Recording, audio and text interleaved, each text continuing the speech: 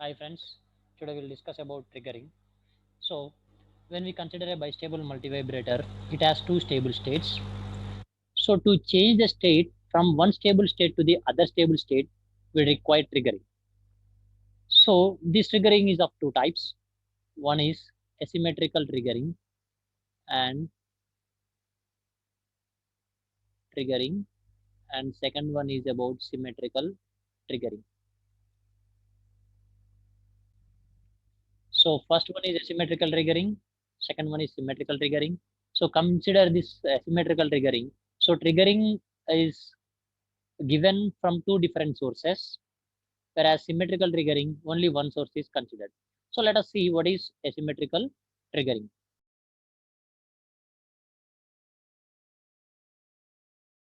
So consider one stable state, let's say Q1 off, Q2 on.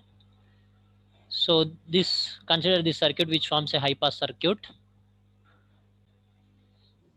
So this forms a high pass circuit. Here let us say I have given a square signal for this capacitor and a resistor.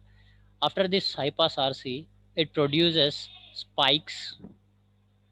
If time constant is very less, it will be going to produce spikes like this. So these both positive spikes and negative spikes when given to this diode, so as because of this diode direction, only the negative spikes will be going to appear.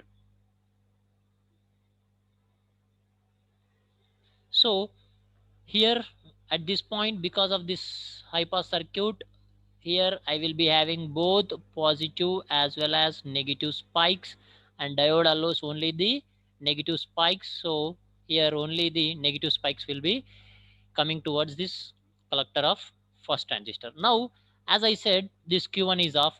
Now my target is to switch off this Q2. So this negative spike will strike the base of second transistor. As these are negative in nature, Q2 now will enter into off state. So obviously the potential at this point will immediately, as Q2 is in off state, will rise to VCC. Approximately now VC2 will become VCC. So the capacitor will never allow instantaneous changes. It act like short circuit. Immediately this voltage will strike base of this first transistor. Q1 now will enter into on state. So now Q1 is in on state and Q2 is in off state. So to change again the state of these transistors, again I need to apply the triggering from the second source. So as usual, this forms a high pass circuit. If time constant is very less, this will be going to have both the positive as well as negative spikes. Of course this diode, because of this diode direction, here only it allows only the negative spikes. Now this negative spike will strike base of first transistor. Because of this negative voltage, now Q1 will enter into off state. Once Q1 is in off state, obviously VC1 will become VCC, and this capacitor will never respond to instantaneous changes. It act like short circuit, and this VCC will strike base of second transistor, which in turn makes Q2 on state. So this is a process of making uh, changing the stable states from one state to the other state. So it is what actually a asymmetrical triggering, because of we are supplying triggering from two different sources. Coming to the symmetrical triggering, triggering is provided with single source. Let's say here V1. So from V1 we are giving some square wave to this capacitor, and this combination of capacitor and diode, which makes like an high pass capacity high pass filter, right? This D3 serves a purpose of a resistor, right? So here let's say one step, let's say initially Q1 is in off state and Q2 is in on state. So Q1 off, Q2 on. So obviously when Q1 is in off state, the potential at this point will be approximately equal to this VC1 will approximately equal to VCC. And when Q2 is in on state, I can say this potential at VC2 collector of second transistor will be 0.3 volts. That is the saturation VCE saturation voltage.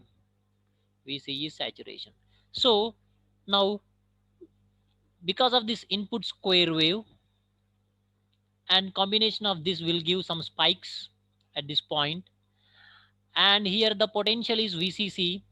So this diode, let's say the potential at this point is VCC. So VCC here also VCC. This diode will be at zero bias. This D1 will be at zero bias, and D2 will be at reverse bias because the potential at is 0.3. And here let's say VCC. So D2 will be a reverse bias. So because of this is at zero bias, now the negative spikes will travel through D1 and will reach the base of second transistor, which in turn makes Q2 in off state. Because of that are negative spikes. These negative spikes now will reach through D1, will reach the second transistor, so that it will be in off state. So once if it is in on state, the potential at this point no longer VC sat, it is no longer VCE sat, it is approximately VCC. And if it is VCC, this capacitor will act as short circuit because it will never respond to instantaneous changes. It doesn't respond to instantaneous changes. This will in turn will strike the base of first transistor, which makes Q1 on. So once if it is Q1 in on state, I can make here the voltage at this point will be approximately VCE sat, that is 0.3 volts. Once if it is 0.3, and because of this potential VCC, now D1 will be at reverse bias, and here let's say VCC and here VCC. Now because of VCC and here VCC, D2 will be at zero bias, and now the will travel negative spikes will travel through D2 and will reach base of first transistor, and because of that negative spike, now the state of this transistor will move to off, so which in turn makes here the potential VCC, and this process repeats. So with the help of a single source here, we can change the state of both the transistors, so called symmetrical triggering.